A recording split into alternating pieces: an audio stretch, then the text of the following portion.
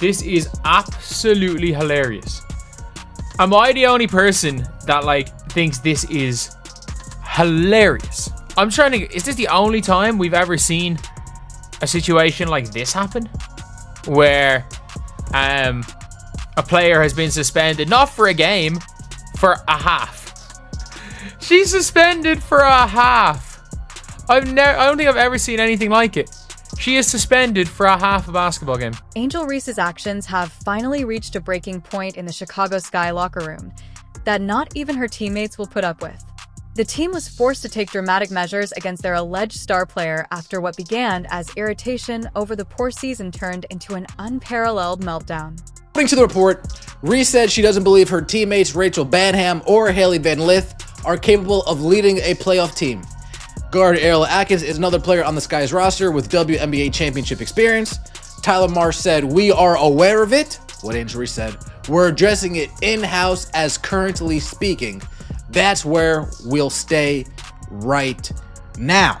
The woman who claimed to be on par with Caitlin Clark has now become a warning about what happens when ego gets in the way of teamwork and public declarations ruin personal connections. Tell front office sports, the entire team has seen Reese's comments and they're basically unhappy with the direct attacks. They are even planning a team meeting to talk about it. We'll read you some of the excerpts, which does kind of not make her team look good. One of which say, "We can't rely on Courtney," that's Courtney Vandersloot, "to come back at the age that she's at. I know she'll be a great asset for us, but we can't rely on that. We need someone probably a little younger with some experience, somebody who's been playing the game and is willing to compete for a championship and has done it." There is more to Angel Reese's most recent controversy than her basketball skills. It's discussing morality, leadership, and the fundamental deference that teammates should have to one another. In what can only be characterized as a stunning act of self-destruction, Ree made public remarks that were so hurtful to the squad that her own organization felt obliged to suspend her. However, this suspension was only the start of a full-scale organizational uprising that has left Reese's future in Chicago in jeopardy. Also, you guys remember the story. Angel Reese calling out her teammates, calling out the front office.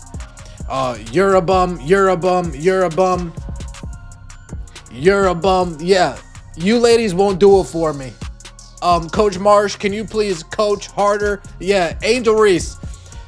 48 hours later, already backtracking on those statements, already moonwalking like Michael Jackson. Michael Jackson, he'd probably be proud how quickly Angel Reese is moonwalking from the comments she made. And I have an exclusive. The pivotal moment occurred when Ree revealed that, according to the Chicago Tribune, Chicago needs outstanding players and won't accept what we got this year. While others may view those remarks as competitive fire, her comrades saw them as the ultimate betrayal. A public statement stating that none of them were suitable to serve with her in the court. Some of the other stuff that she said was also pretty bad. Like, I'm not settling for the same we did this year. We have to get good players. We have to get great players. That's a non-negotiable for me. I am willing and wanting to play with the best. And however I can help to get the best here, that's what I'm gonna do this offseason. So it's gonna be very, very important this offseason to make sure that we attract the best of the best, because we can't settle for what we have this year. So her saying we can't settle for what we have this year, that is basically like a slap in the face to Becca Allen. That is a slap in the face to Rachel Banham. That is a slap in the face to Ariel Atkins. An experienced guard who has sacrificed everything as Rachel Banham felt taken by surprise by Reese's interview for this franchise. Ariel Atkins, who had always stood behind Ree during every issue, eventually had enough. Chicago Sky values safety, respect, and well-being of every player. We're committed to accountability so our players can stay focused on playing basketball. Because of statements made by Angel Reese during league-mandated media, I've never seen this before, where she is getting suspended for a half. Not a game. Not a game. One half. One half she is getting suspended for. That is absolutely hilarious. Subscribe if you're enjoying it. The comment from the best players wasn't merely a general remarks regarding the creation of the roster. It was an outright assault on teammates who had fought with her at one of the most trying times in the team's history. Rhea explicitly asked if Hailey Van Lith or Rachel Bannum was more equipped to manage a postseason team. She fired 36-year-old Courtney Vanderloot, stating that the team needed someone with some experience who was likely a little younger because they couldn't rely on someone at her age. These were not private team sessions with strategic deliberations. These were public actions that were passed off as basketball analysis. Be here for the rest of my career, but if things don't pan out, obviously I might have to move in a different direction and do what's best for me. And listen, I totally get that, because if you are somebody with a lot of star power, you don't want your career just like rotting away in a place, especially the Sky. The GM, Jeff Pagliocca, he absolutely sold the Sky's future. He traded away draft picks for this like win now mentality. And who he drafted? Now, I don't want to speak bad about Hailey Van Lith, but she has not had a mentor to actually mentor her to be any proper type of point guard. So she's kind of been flying in the dark. She hasn't exactly proven her worth. Reese's public remarks were particularly devastating, not only for what she said, but also for the way she said it. As Caitlin Wild-Clark spent her first season overcoming severe scrutiny, angry fans, and violent play while pushing her teammates and organization to new heights, Rhea made the decision to destroy the very people who had stood by her side no matter what. There is no greater striking contrast. When faced with hardship, Clark lifted everyone around her, but Reese slammed her comrades at the first hint of organizational conflict. This is the reason I have spent the last few years referring to the WNBA as a dump. This is the reason I don't feel bad when I refer to the WNBA as a toxic turd. Not only have they damn near ruined their opportunity with Caitlin Clark, the dump diver they chose to support, the pretend basketball player they have spent the last 2 years begging you to support. They desperately want her to be accepted. They are desperate to make her a star. Not only has she been rejected by normal people, Angel Reese is now being rejected and potentially kicked off of her own team. Her colleagues' response was brutal and quick. Several league sources verified that the full after viewing Reese's remarks, the Sky roster took issue with the overt assaults. A players-only meeting was convened right away to address the harm she had done to the team's morale, not to defend their alleged star. One of Reese's most outspoken advocates throughout her career, Ariel Atkins, spoke candidly with Rhea during this discussion, emphasizing that her actions were unacceptable. The extent of the harm inflicted by Reese's remarks was made clear by Rachel Bannum's reaction to the situation. "I believe that I simply don't give a damn. I'm so over all of this," she said to the Chicago Sun-Times. "Did I end my younger years, it would have had a greater impact on me, but I've grown up and don't give a damn." Bannum's tone of despair wasn't limited to basketball. It had to do with realizing that someone she had played with and encouraged had openly called her unworthy. The season guard acknowledged that the interview caught her off stride and pointed out that Rhea had unexpectedly ambushed her own teammates. Angel Reese earlier in the week in an interview threw her Chicago Sky teammates under a bus and then ran the bus over them and then backed up the bus, bouncing over them again, and then proceeded to drive over them one more good time just to be sure that their carcasses were no longer twitching. It was one of the most me, selfish ass interviews I've ever heard from any athlete trashing her very own team. At the same time, Ariel Atkins, who had previously protected Rhea from the organization's choice to suspend their star player, was backed by criticism. "Ownership handled it how they see fit," she said to the Sun-Times. "They have full support from our team." As a clear indication of how thoroughly Rhea had alienated even her staunchest fans in the locker room, Atkins said she hadn't spoken to Rhea since the team meeting when asked whether she had. The intensity of the Chicago Sky's response was unheard of. Although the first half-game punishment might have appeared to be minor, insider information indicated that it was only the start of disciplinary action that might eventually result in Reese's complete removal from the squad. The franchise issued a statement reaffirming their dedication to responsibility and making sure players can concentrate on playing a game of basketball. An obvious sign that the organization could no longer put up with Reese's drama as a distraction. Suspended for a first half? What is this, college football? I've seen in college where people will get suspended for a half. Not in the pros. People getting suspended for a half game in the pros. Just suspend her for the whole game. Y'all don't have nothing to lose. Y'all don't have nothing to lose. If you're going to suspend her, just suspend her for another game. It is what it is. You know what I mean? Suspending her for a half is kind of weird. But yeah, this is crazy. This is crazy. Coach Tyler Marsh, who had been totally unprepared for Reese's remarks in public, acknowledged that the decision to suspend was made at the highest level of the company. It is clear how seriously team management took the harm to team chemistry when they felt obliged to penalize their top rebounder and purported franchise cornerstone. It's obvious that your time with the company is running out when your own coaching staff and front desk publicly chastise you. The suspension was merely the outward sign of a much more serious organizational assessment. One of the team's veterans, Elizabeth Williams, attempted to make the situation more pleasant by stating, "Ree clearly doesn't want to disrespect us," but even she said that the remarks were a sign of poor communication and leadership. The reality that Reese SG had entirely lost control of the narrative, as evidenced by the fact that her own teammates felt obliged to do damage control in the media. Reese finds this circumstance especially harmful since it differs from how other elite athletes deal with hardship.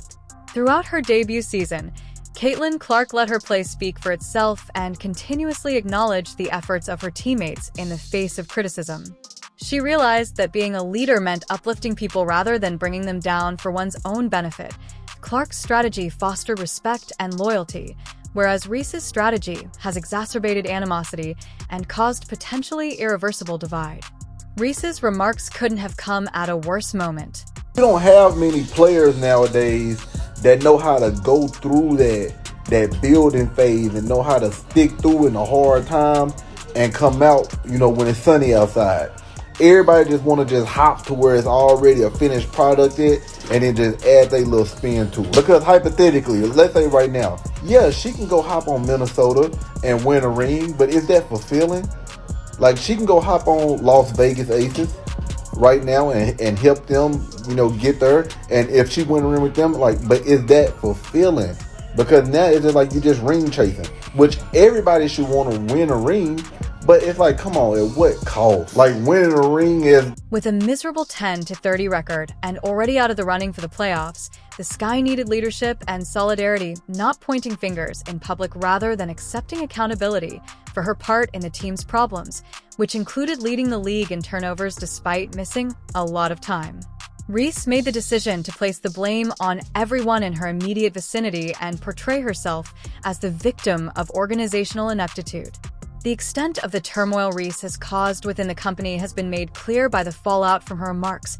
It's a striking indictment of the toxic climate that Reese's actions have generated when veterans like Rachel Bannum publicly acknowledge that they're over all of this. Basketball has been the focus of these professional athletes' careers, and they're being made to put up with needless drama because their teammate lacks the maturity or grace to deal with hardship. There is a significant difference between Reese's public remarks and Caitlin Clark's style of team leadership. Ree blamed everyone while denying any responsibility, whereas Clark constantly gave her coworkers credit and accepted responsibility for team failures. Clark's strategy created a culture of championship. It might take years to heal the division and animosity caused by Reese's strategy. I don't care how great you are. I don't care how talented you are.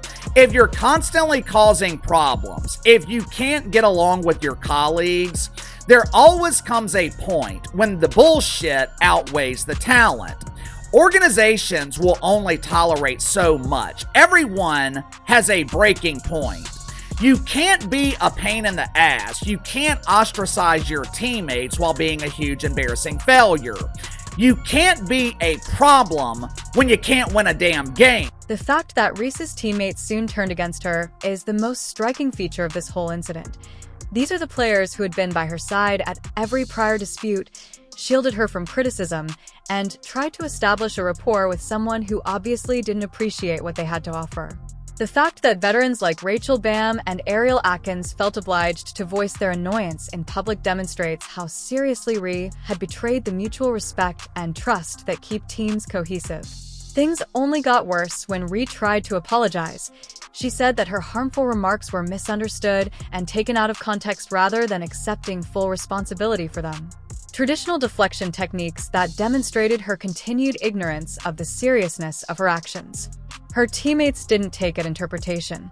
They were offended that a person they had backed had openly called them unworthy while threatening to quit if the company didn't find better players to replace them. Reese's destiny in Chicago has probably been determined by the aftermath from this scandal. It's obvious that the relationship is irreparable when your teammates openly support your suspension and acknowledge that they are upset about your actions.